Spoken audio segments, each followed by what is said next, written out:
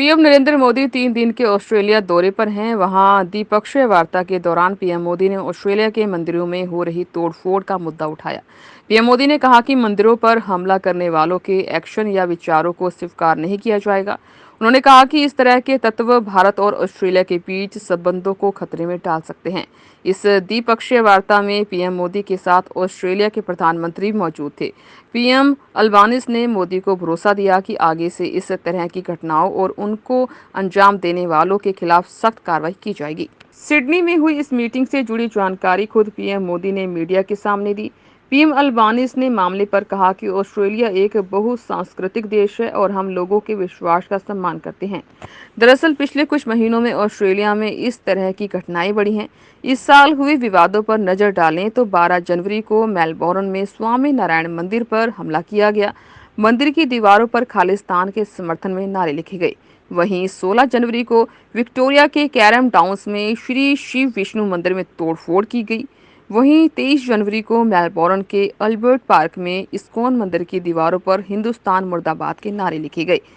मार्च में ब्रिस्बेन में श्री लक्ष्मी नारायण मंदिर पर हमला हुआ। मंदिर की दीवारों पर आपत्तिजनक पेंटिंग भी की गई। आरोप खालिस्तान समर्थकों पर लगा। हालांकि हमलों के बाद ऑस्ट्रेलिया ने भी खालिस्तान समर्थकों की आलोचना की थी। फरवरी में ब्रिस्बेन के गायत्री मंदिर में खालिस्तान समर्थकों ने धमकी भरे कॉल किए थे। खुद को गुरु अवधेश सिंह बताने वाले शख्स ने मंदिर के अध्यक्ष डॉक्टर जयराम को कॉल कर खालिस्तान जिंदाबाद के नारे लगाने के लिए धमकाया। साथ ही कहा कि हिंदुओं को खालिस्तान जनमत संग्रह का समर्थन करना चाहिए।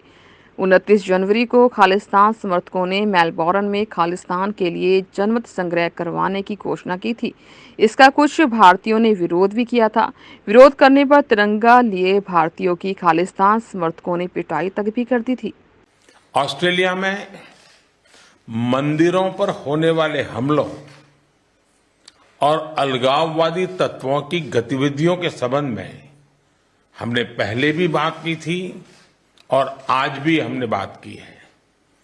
भारत और ऑस्ट्रेलिया के सौहार्दपूर्ण रिश्तों को कोई भी तत्व अपने विचारों या अपने एक्शन से आघात पहुंचाए, ये हमें स्वीकार्य नहीं है।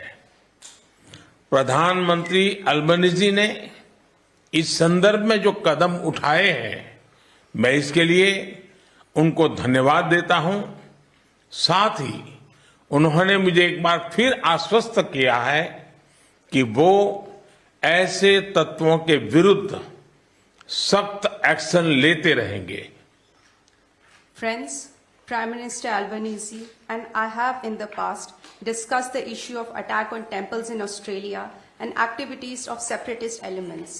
We discussed the matter today also again. We will not accept any elements that harm the friendly and warm ties between India and Australia by their actions or thoughts. I thank Prime Minister for the actions that have already been taken. Prime Minister Albanese has once again assured me today that he will take strict actions against such elements in the future also. Friends, Bharat Australia संबंधों का परिप्रेक्ष्य केवल हमारे दो देशों तक सीमित नहीं है। यह क्षेत्रीय स्थिरता, शांति और विश्व कल्याण से भी जुड़ा है। कुछ दिन पहले प्रधानमंत्री अल्बनीज के साथ हिरोशिमा में क्वाड समिट में हमने इंडो पैसिफिक पर भी चर्चा की। Friends, the scope of India-Australia ties is not limited to merely our two countries. It is also linked to regional stability, peace and global welfare. A few days ago, in Quad Summit in Hiroshima with Prime Minister, we discussed Indo-Pacific issues.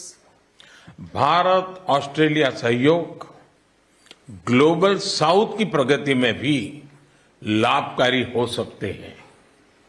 वसुधैव कुटुंबकम की भारतीय परंपरा जो पूरी दुनिया को एक परिवार के रूप में देखती है, भारत की G20 प्रेसिडेंसी का मूल मंत्र है।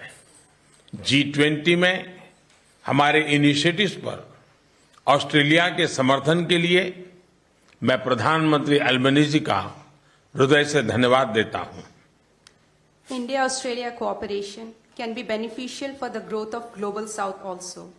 The Indian tradition of Vasudhaiva Kutumbakam that views the entire world as one family is the central theme of India's G20 presidency.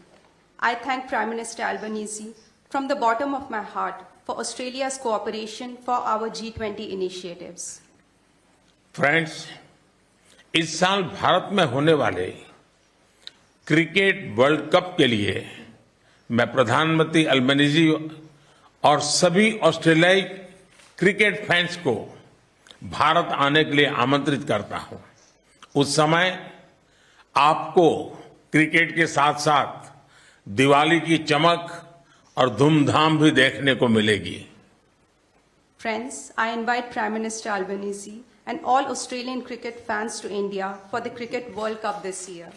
At that time, you will also get to see the grand celebrations of Diwali in India.